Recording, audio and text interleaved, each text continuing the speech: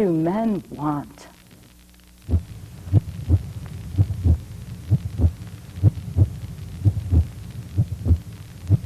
Manifests itself in relationships, and you feel it in relationships, and they can be very powerful spiritually. And if that's what you need, that's what you should go for.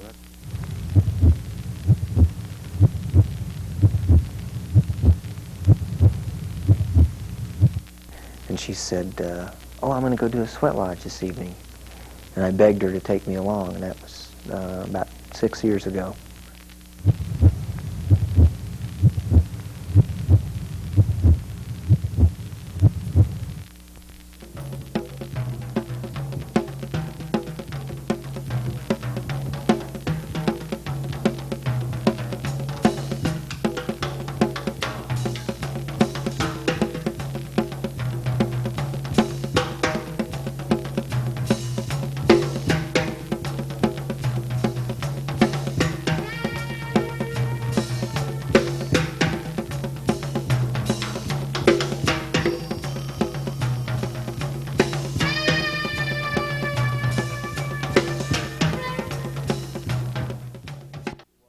Welcome to Speaking of Men. You're watching public access television from Albuquerque, New Mexico. I'm your host, Mike Rivas. We are fortunate today to have Lieutenant Colonel Keith Beavers join us in the studio to speak about coaching and mentorship. And Lieutenant Colonel Beavers, or Keith, as an Air Force officer who spends a lot of time working as a volunteer coach in just all kinds of sports with youngsters 6 to 15 years old. Welcome to the show. Happy to be here. Good to have you. One of the current widespread criticisms of men is that we aren't intimately involved with their children's lives, and that we tend to spend very little time with them. In a Father's Day commentary last year, Warren Farrell, who's author of Why Men Are the Way They Are, identified coaching as one form of male mentoring and nurturing of our children. Do you agree with this assessment, and do you feel that there are other coaches who share your positive attitude about coaching itself? Well, certainly I think coaches are very closely involved with the children. I also think he's probably right. You know, a coach trains, a coach tutors the kids. Does he nurture? In the one sense, maybe feed and nourish? Probably not. Maybe if it's an away game, I'll take them to Burger King. But I certainly train them. I certainly educate them. I certainly support them. I certainly try to provide some sort of guidance during those growth stages of their life. Mentorship, you know, it's interesting, the root of that word is the name mentor, Mike. He was Odysseus' friend that Odysseus left in charge of his household and in charge of his son Telemachus' education when he went off to Troy. So it connotes a trusted and wise person. Am I wise? On a good day, maybe. Trusted, sure. Every time the parents send the child off to a game or off to a practice with a coach, they entrust something pretty prized to you. They want to believe that you'll take care of that child physically. Should he sprain an ankle or whatever, you'll administer first aid. If it's worse than that, you have the judgment to take them farther for whatever they need. Mentally, winning and losing can be devastating things to a child, and so they trust you that you'll handle those things for them. And I think your last question was other coaches. I think they're all that way, or at least I'd like to think they're all that way. You bet. You bet. Some people would say that coaching simply perpetuates stereotypical male values such as excessive competitiveness, aggression, and violence, that kind of thing. Got some quick comments on that? I got a comment on simply perpetuates. I find that a terrible way to phrase the question. I think it makes the question sound very negative. It sort of presupposes some sort of answer. I think I, as a coach, encourage my kids to be aggressive. I encourage them to be competitive. I never encourage them to be violent. Violent means to hurt somebody or intend to hurt somebody. I think it's important that the kids learn to be aggressive in a controlled way. I think later when they grow up, if they take that with them, they become what we call proactive adults, and we admire them for that. I think we want them to be competitive. We want them to be competitive in the world against the Japanese. We want those virtues. I don't think we ever want them to be violent. I don't think any coach ever teaches them to be violent. And I guess that's pretty much my answer to your question there. Well, that's a good answer. We have a short tape for you to watch. One is on the on CASA, which is our Albuquerque court-appointed special advocates, which you might want to consider being if you desire to be a mentor. Or, and we also have a short one from our producer on children and guns. It's part of our parenting tips. So we hope you will stay with us because we will be right back. Every day, all over America, thousands of abused and neglected children fall through the cracks of our court and foster care systems. They are often misplaced or forgotten, robbed of their chance for the future. You can help by becoming a court-appointed special advocate, a child's voice in court. Be a CASA volunteer. Speak up for a child. Children and guns are a deadly combination. In the last 5 years, 25 of New Mexico's children have been killed accidentally while playing with loaded guns. An additional 200 children were shot through gunplay over the same period. Almost all of these injuries occurred when children found loaded, unsecured guns at home. Please don't let your children become one of these statistics. If you have guns at home, for any reason, please keep them unloaded. Keep them locked in a safe place, away from your children. Use locked trigger guards, and keep ammunition stored in a separate location. This message has been brought to you by the Emergency Medical Department of the University of New Mexico School of Medicine. As a personal side note, I'd like to mention that good quality locking trigger guards are available for less than $10 each. If you own a gun, chances are it's worth several $100s. Isn't it worth an additional $10 to safeguard your child's precious life or the life of your child's playmate? Welcome back to Speaking of Men. This is Public Access Television coming to you from Albuquerque, New Mexico. I'm your host, Mike Rivas. Joining us in the studio today is Lieutenant Colonel Keith Beavers, who is an Air Force officer who spends a lot of his time working with youngsters 6 to 15 as a sports coach. We were talking about the accusation before the break that some people make that coaching in sports perpetuates stereotypical male values and creates excessive competitiveness, aggression, etc.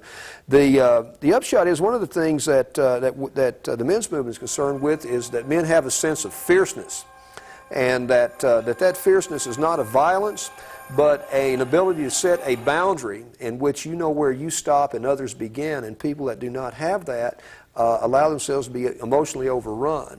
Have some things to say about violence? You know, I think control is the key in what you said, Mike. I want them to be aggressive. I want them to be competitive. Each of the children has this reservoir of energy, and of course, at their age, it seems like they have a great deal of that. And I think the role of the coach is to guide that, to channel that, to point that in the proper direction. But to guide it in such a way that it has boundaries, left, right, and at the far end probably. You know, an excellent example I think today would be the U.S. Olympic hockey team. Certainly a topic that's hot right now.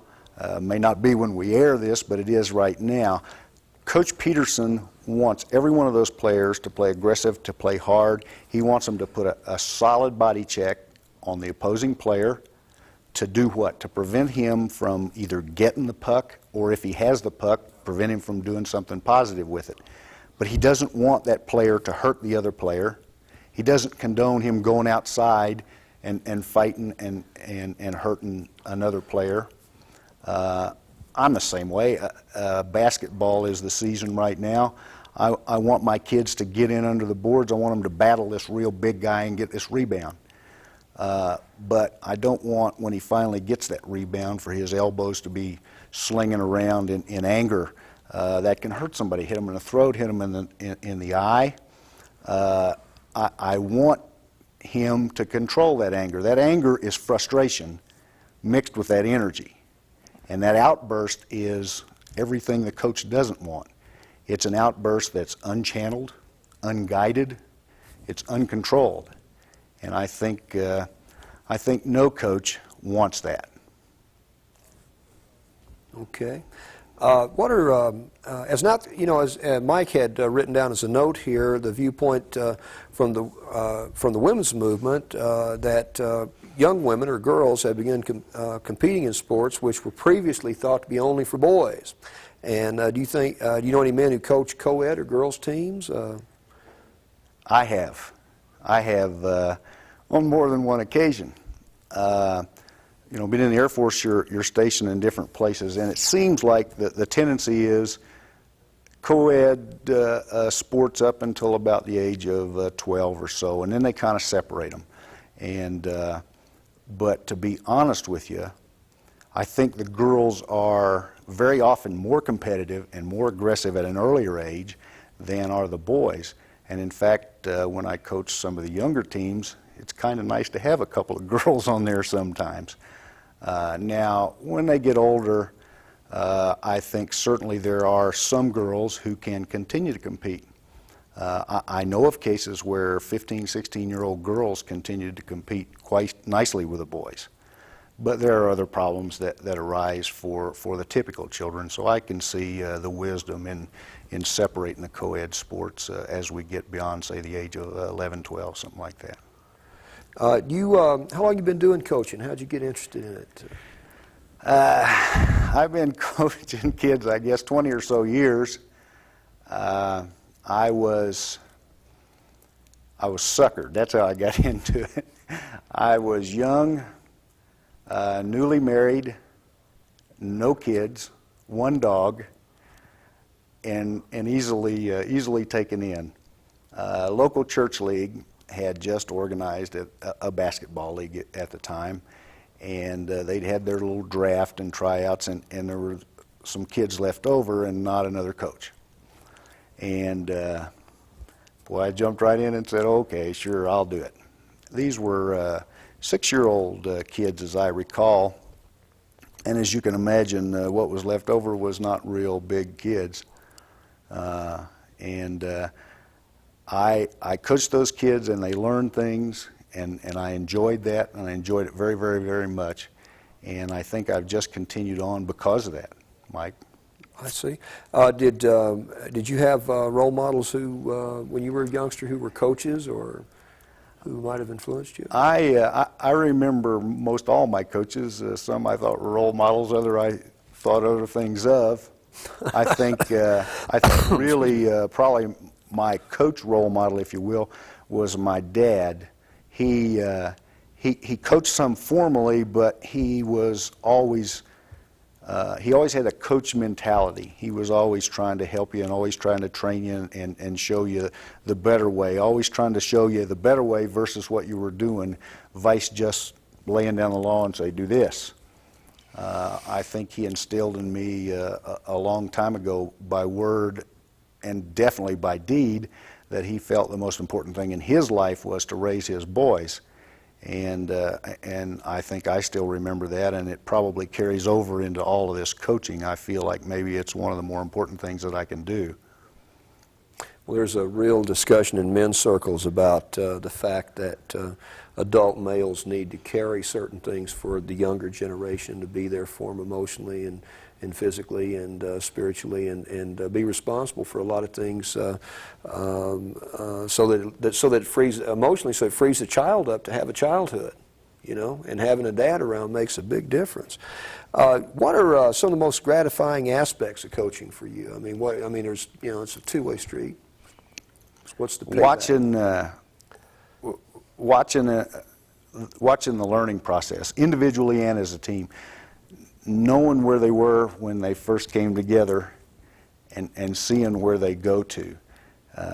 doesn't necessarily mean win or lose. Just see the progress that they make, I think, is probably the principal gratification for me. Right. What do you, you know, they always say it's not how if you win or lose, but how you play the game. Is that pretty much true? Well, to paraphrase and debunk that old saying, in my mind and in my approach, winning is not everything, nor is it the only thing. We need the children to the kids to learn everything there is to be learned out there. Preferably, I would like to win some games and lose some games, but I really don't want to do all of either one. You know, winning is important. Don't get me wrong, it is important, and it does deserve stress from the coach because winning is proof. Winning is something you can show. Winning is a report card. That's probably a real apt analogy because it allows me to tell you also how I treat winning and losing. Very often when you win a ball game, we celebrate and we're happy, and that's okay. When we lose a game, we're frustrated and not so happy, and that's okay too. But I don't ever let them be either one for a long period of time. They should not dwell on a loss, should not dwell on a win. But when we win a game, if you look at that report card, even though we win, there's something there. There's a B or even a C somewhere in there, that something that needs to be fixed, something that needs to be learned, and we'll use that and focus on that. When we lose, by the same token, almost always, you can find that one area that maybe is a B, even if you lose, or possibly even an A, and you focus on that and you start from that and you try to erase the bad things that they did. But more than anything, to handle winning and losing with the kids, I just try to be honest. It's important that they know that you as a coach judged that their performance was less than it could be. They know it already.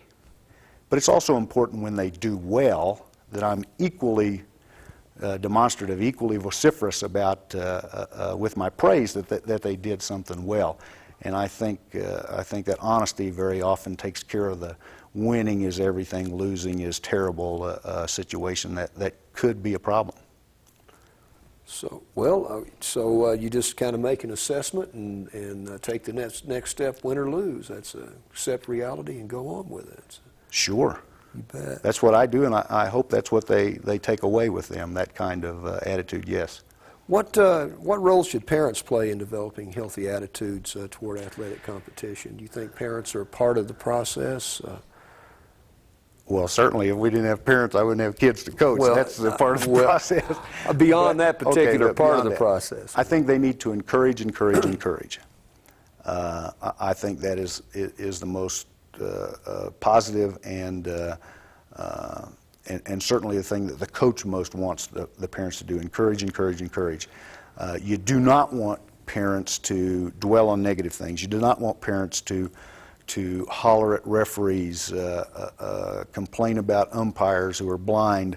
Those kinds of things are negative things that tend to take away from the whole situation, tend to take away from that learning environment that the kids are trying to go through. And it gives the kids something negative to focus on. And certainly, it would always be nice if the parents agreed with the coach, or at least acted like they did. That would help. I see. Well, let's see. You listed some things here that I thought were kind of interesting. You mentioned honesty. You had 3 things you wrote down here: honesty, respecting youngsters, and having perspective and a sense of humor. Is it possible for you to expand on some of those? Sure. I touched on honesty already. I think honesty is a very important thing for the coach to demonstrate to his kids. I don't think he should tell them false reasons for why they won or lost a ball game. I don't think he should hide when they do things wrong or hide when they do things right. It kind of bleeds over into respect. Kid does not equate with dummy. Kid is something that maybe still needs some education, some guidance, some training in a certain area, but kid is by no way, shape, or fashion a dumb thing. The kids already know when they do good. They already know when they do bad. What you do is reinforce it for them to help them understand that their perspective is right, that what they see is true. Sense of humor, perspective. As I said, I never let them dwell on a win. I never let them dwell on a loss. I also believe that part of teamwork, it's important that each and every one of those kids' strengths and weaknesses is very obvious to everybody else. I make it a point when a kid trips over his own feet and falls down to make that a humorous experience that he can not only be laughed at, but he can laugh at himself. Let's take a short break for our bulletin board and resource listing. We're speaking with Lieutenant Colonel Keith Beavers and on mentorship, and we hope you'll stay with us because we will be right back.